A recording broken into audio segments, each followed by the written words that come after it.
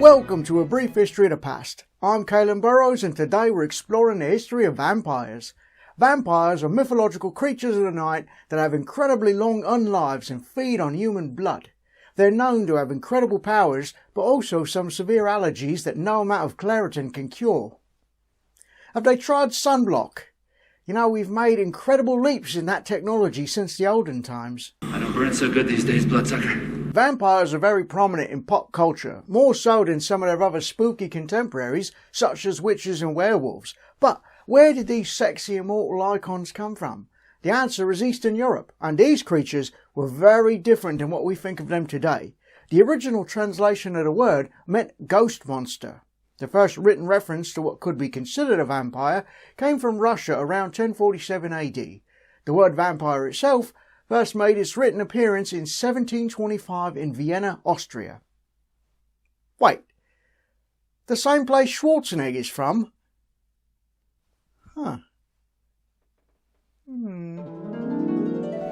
Come on, do it, stake me, do it now, stake me, I'm here! No. German royals have been hearing disturbing stories about the Borderlands. Well, I'll say, that movie was terrible. What? The Borderlands were eastern regions, recently taken back from the Ottoman Empire. Oh. The Ottoman Empire? Sounds comfy. The military was sent to investigate the area and submitted a report in 1725 about a creature that was terrorising the local area. The body of the suspected vampire was exhumed, staked and burned to prevent it from coming back to life. This resulted in the idea of vampire existence spreading across Europe like a plague.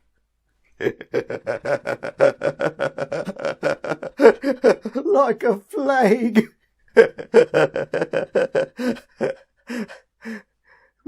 Well, you'll laugh later. Deserve to die, boy. Diseases, and more importantly, medieval people's lack of knowledge about diseases, likely helped spread the vampire myth, as well as the myths of other walking dead. Infectious diseases were key in spreading the myths of the undead. When disease were in a household, the initial afflicted person was believed to be the vampire, coming back and feeding on the rest of the family before moving on to other victims. Come on, mate. You wake up as an immortal bloodsucker, the last thing you're going to do is go home and risk, getting guilt-tripped by your parents into making them vampires too. Then you're stuck with them forever. What? We get along fine. Why do you ask? Vampires don't do dishes. Other diseases that were likely attributed to vampires were porphyria, tuberculosis, pellagra and rabies. Porphyria is a blood disease that causes sensitivity to sunlight and can create blisters on the skin when exposed to the sun. Some symptoms of the disease can also be temporarily relieved by ingesting blood. How do you even find that out? Oi, you got any blood I could borrow? For what? I got this sun allergy and I'm all out of aloe. Blood's a bit thick, like a bomb, so I figured I'd give it a try. And if it don't work, I could always drink it. That don't sound like borrowing to me. Pellagra would thin the skin and could also result in sensitivity to sunlight, but this disease didn't make it to Europe until they started trading with America, so it's unlikely to have helped in spreading the myth there. A rabies outbreak in the 18th century would be attributed to both vampires and werewolves. Rabies symptoms included insomnia, biting and general sensitivities that could result in aversions to sunlight, water and garlic. Ooh. I think I'm going to use rabies as an excuse the next time I don't want to eat mum's spaghetti. What? So what if it's lethal? If I fake my death, I'll never have to eat mum's cooking again. How are those maggots? Tuberculosis, also known as consumption, was a wasting disease which made it appear that victims of the disease were being fed on by a vampire, resulting in them wasting away. One of history's most notable vampires was the result of tuberculosis. Mercy Brown was the daughter of a farmer and died to the disease in Rhode Island in the late 1800s. Many members of the Brown family and the surrounding community were also victims of the disease, but Mercy was blamed for all the deaths. It didn't help that, due to being entombed above ground during the winter, when she was exhumed, her body didn't show the expected decay. Mercy's heart was cut out, burned, and the ashes were fed to a sick brother, who died shortly after. Well, yeah. I'm so sick. Here, eat this. What is it? It's the ashes of your dead sister's heart. You know, I'm actually feeling much better. In fact, I think I'm going to go for a run. Yeah. Many cultures of the time would dig up the bodies of suspected vampires, and it's believed the natural stages of decomposition led to the belief in the undead. Receding gums would make the teeth seem longer, and the drying out and tightening of the skin would make it appear that hair and fingernails were continuing to grow. What also didn't help was the occasional misdiagnosis of death, resulting in people waking up after being buried or entombed. That would be a rough day. Right, imagine being so sick that you're pronounced dead, waking up in a coffin, making a ruckus to get out only to be staked, burned and have your ashes put in a smoothie. Has anybody here read a real book about vampires, or are we just remembering what some movie said? Look, all this factual stuff is fine, but when do we get to the good stuff, right? Like the Count. What? No, not Dracula. The Count from Sesame Street. Two bets. Three fabulous flyers. The more modern idea of vampires came from 18th and 19th century European literature, no doubt inspired by the local myths and folklore. There was vampires in poems, plays and novels, the most famous being Dracula by Bram Stoker. It's believed that Stoker got the name of the titular character from a real person, Vlad Dracula, or Vlad the Impaler as he would be known the world over, though his mates called him the Vladster. What? What do you mean that's not true? Do you know any of the Vladster's mates? No, I didn't think so. Vlad was born in Transylvania, the son of Vlad Dracul, which, in medieval Romanian, translated to Vlad the Dragon, a title Vlad II got after becoming a member of the Order of the Dragon, a fraternity bent on getting the Ottoman Empire out of Europe. Vlad III, or Vlad Dracula, would have translated to Vlad, son of Dracul, or son of the Dragon. What? To heck with all this vampire stuff, son of the Dragon sounds fierce. What's that? In modern Romanian, Dracul means devil. Well, I mean, son of the devil still sounds cool. It's a conversation starter at the very least. I'm Richard, and you are? So not interested. Vlad Dracula would be the ruler of Wallachia off and on from 1448 to 1462. He got his popular nickname, the Impaler, because impaling his enemies on wooden stakes was his favourite way of dispatching them. Is that like through the back or through the bum? Because one of those is way worse than the other.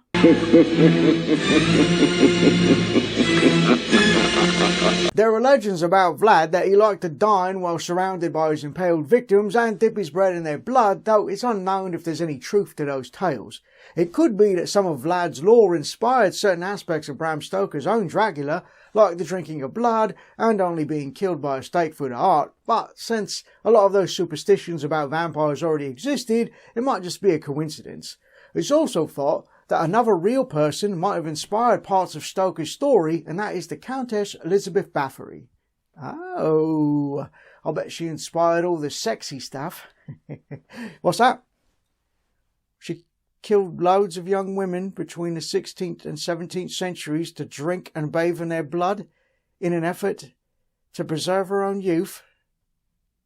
So, not sexy then.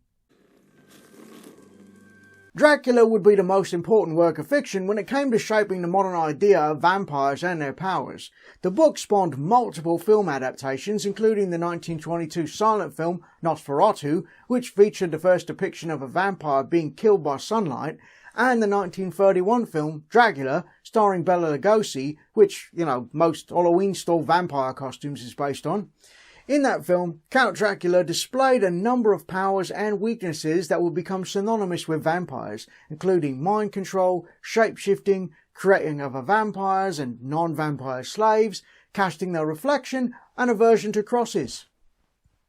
So, Bram Stoker didn't create the glittery vampires then. More recent versions of vampires on screen and telly have changed them from monstrous villains to more humanised characters. The soap opera Dark Shadows, that ran from 1966 to 1971, featured Barnabas Collins, a vampire in search of his lost love Josette. In 1976, Anne Rice gave the world an interview with a vampire in her book interview with the vampire. Suppose I could have worded that better. For one who has not lived even a single lifetime, you're a wise man. Anne Rice's vampires were far more emotional than previous vampires were depicted, almost seeming human but with enhanced speed, strength and senses. She really set the scene for the romantic leads vampires would become in the years that followed. Vampires also brought the sexy being unnaturally beautiful, which is why I guess everyone wants to have sex with vampires nowadays. Wait, so vampires can be detestably hideous or so freakishly beautiful that they can ensnare you with a stare? Is there no in between? I want you to make me a vampire. No can do. Why not? Because you're too average. I can work with ugly or handsome, but this... Vampires actually exist in the modern day. Well, normal people that call themselves vampires. They don't have powers, nor do they burst into flames in the sunlight or go around biting victims in the night. They drink small amounts of blood from willing donors with the belief that it keeps them healthy. So, seems not all modern vampires are sexy, eh? There you have it, everyone. A brief history of vampires. If you want some more spooky history, you should check out my history of witchcraft. I think you'll be spellbound by it. Do you get it? Because witches cast spells. Some motherfuckers are always trying to ice skate uphill. What are your thoughts on vampires? Is there a particular myth that you prefer over others? Let me know in the comments below. Thanks, and I'll see you all in the future.